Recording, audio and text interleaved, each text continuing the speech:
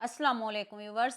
बची हुई रोटी को फेंके मत, बस एक अंडा डालें और कमाल देखें। सिर्फ 10 मिनट में ये मज़ेदार सी रेसिपी बनाएं। आप आज के बाद बची हुई रोटी कभी भी ज़ाया नहीं करेंगे।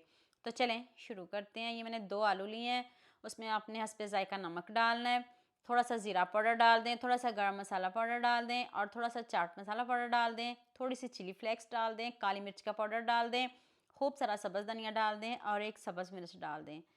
तो ये स्टफिंग इतनी मज़े की रेडी होने लगी है। आप अपनी मनपसंद की भी डाल सकते हो, जो जो आपको पसंद हो आप डाल सकते हो। 1 चम्मच कॉर्नफ्लोर, इससे ज़्यादा नहीं डालिएगा। कॉर्नफ्लोर के बगैर भी ये रेसिपी बन सकती है। अगर आपके पास कॉर्नफ्लोर नहीं है तो स्किप कर दीजिएगा। ऐसे ये स्टफिंग बहुत मज़े की बनेगी। मसाले आपने बहुत ज़्यादा नहीं डालने, कोशिश करिएगा कम ही मसाले डालिएगा। तो ये रात की बची हुई रोटी आप उसको ताज़ा भी बना सकते हो। तो अब आप इसमें 1 चम्मच केचप डालिए, सिर्फ केचप, और कुछ नहीं डालिएगा, ना कोई नमक, कुछ भी नहीं डालना। ऊपर से आपने स्टफिंग अच्छे से इसके ऊपर स्प्रेड कर देनी है। यहाँ मैं आपको याद दिला दूँ, अगर आपको मेरी रेसिपीज़ पसंद आ रही हैं तो जल्दी से मेरे फेसबुक पेज को भी फॉलो कर लो और साथ में मुझे यूट्यूब पे भी सब्सक्राइब कर दो। ये एक तरफ से प्यार होता है, मोहब्बत होती है, खुशी होती है कि आपको मेरी रेसिपीज़ पसंद आ रही हैं। स्टफिंग देखें कितने अच्छे से रेडी हो गई है। 1 आलू ले लें, 2 ले लें, बहुत मज़े की रेसिपी बनेगी। उसको पहले बॉईल करिएगा, फिर उसके छिलके उतार के तो ये स्टफिंग रेडी करिएगा। दूसरी साइड पे हम 1 अंडा डालेंगे।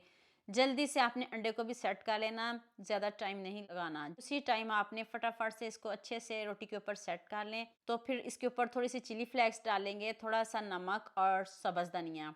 आप मुझे जल्दी से ये भी बता दें, आप मुझे किन किन मुल्कों और किन किन शहरों से देख रहे हैं। मुझे बहुत खुशी होती है जब आपके फेसबुक और यूट्यूब पर खूबसूरत से कमेंट पढ़ती हूँ। अब सबका खूबसूरत कमेंट करने का बहुत बहुत शुक्रिया। और अब सबके लिए भी दिल से दुआ है मेरी, आप भी हमेशा खुश रहें और हमेशा मेरे साथ ऐसे ही जुड़े रहे हैं। ऊपर से कवर कर देते हैं। अब चेक करते हैं इसके रिजल्ट्स, किस तरह की हमारी रोटी बनी है। और देखिए आलू कितने अच्छे से पक गए हैं, एक साइड से पक गए हैं। तो अब इसको टर्न करते हैं और दूसरी साइड से भी बहुत अच्छे से हम इसको पकाएंगे। हल्की आंच पे पकाएंगे, तेज़ आंच पे बिल्कुल भी नहीं पकाएंगे। देख लें जितना ज़बरदस्त कलर आया। मुझे भी इस रेसिपी में आप सबका बहुत ज़्यादा प्यार चाहिए।